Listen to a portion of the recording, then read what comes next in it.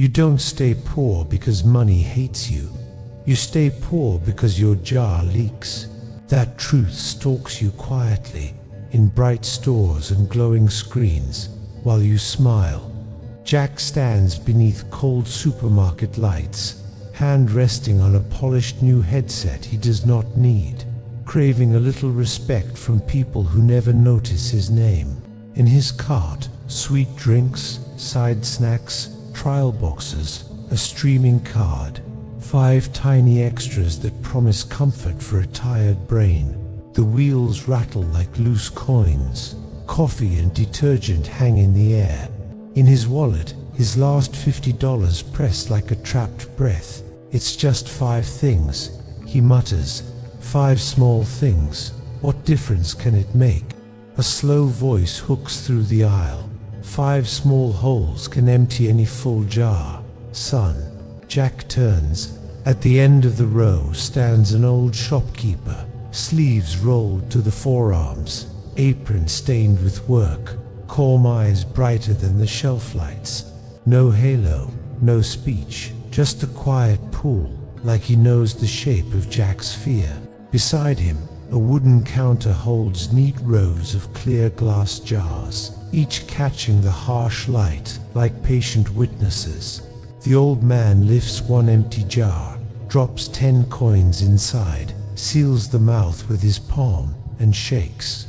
The sound is strong, full, promising, like a future that fits. Then he takes a small nail and presses 5 pin-sized holes near the bottom edge. Jack winces at each soft scrape. The man fills the jar slowly with water until the coins disappear under a calm silver surface. For a breath, nothing happens. Then one thin stream escapes, then another, then 5 shining threads, quiet as secrets, slide down and patter onto the counter. Every careless swipe, he says, touching the first leak. Every show-off purchase, a tap on the second. Every lazy subscription you forgot. The third, every comfort you buy instead of courage. The fourth, every jealous copy of someone else's life. The fifth, you don't feel it today. You feel it when the jar is dry and the chance is gone. Jack's throat tightens as tiny streams gather, building a clear puddle of almost money, almost freedom. The headset in his fingers suddenly hums like a warning. The jar still stands tall, clear, proud, but he sees it differently now. It is a quiet thief with his fingerprints on it. His pulse trips. He imagines rent day, his mother's messages, the dream course he keeps postponing. Each droplet is a delayed skill, a stalled business, a flight never booked. Is this me? The question lands like a stone in his chest. A fresh hook digs deeper. Maybe I'm not cursed.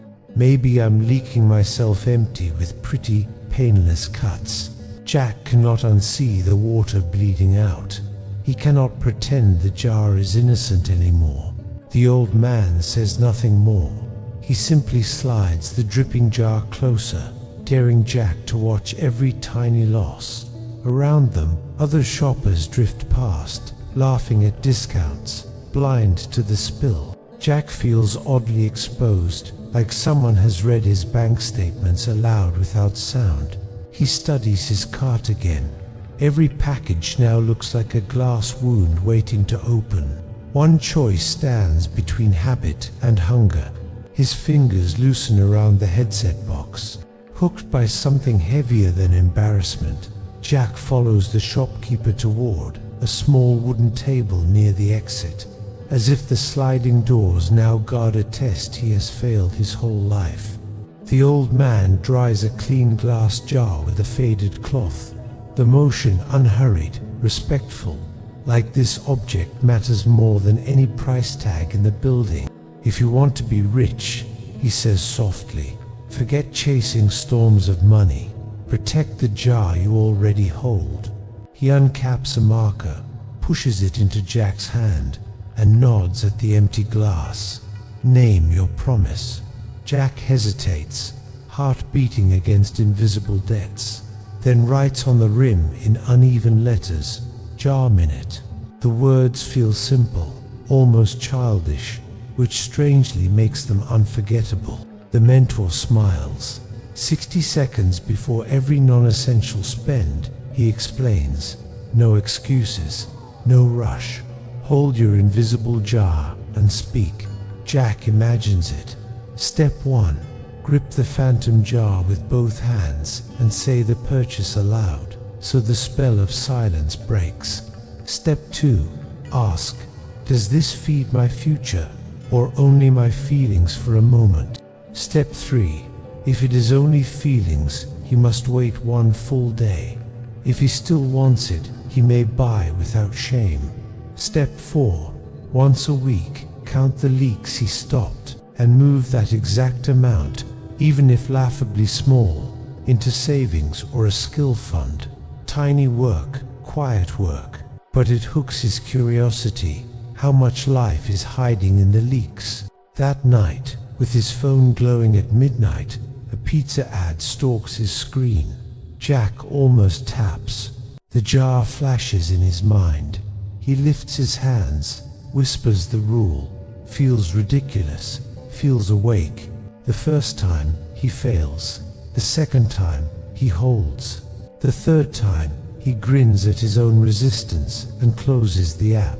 Within a month, a small pile grows in a corner account he names Thicker Glass. Days pass, and the microhooks multiply. He stands in a mall, fingers brushing a limited edition hoodie that seems to promise a new personality. The jar minute flares.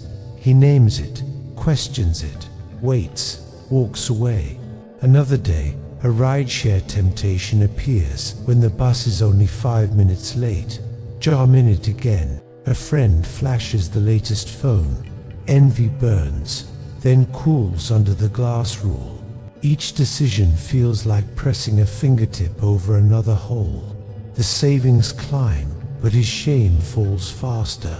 For the first time, Jack sees wealth not as lightning, but as a roof that does not drip. Researchers at Duke University 2011 note that automatic habits rule most decisions. One tiny pause can reroute them. Kahneman 2011 shows that slowing impulsive choices saves resources for wiser calls. Jack feels the proof each time his jar stays full. He is no longer the boy chasing shiny bait. He is the man guarding the clear walls of his life. "I am a keeper of the jar, not a servant of shelves," he whispers, standing taller in discount aisles that once owned him. 2 lines hold him steady. Seal one leak, protect your light, guard one choice, grow your might.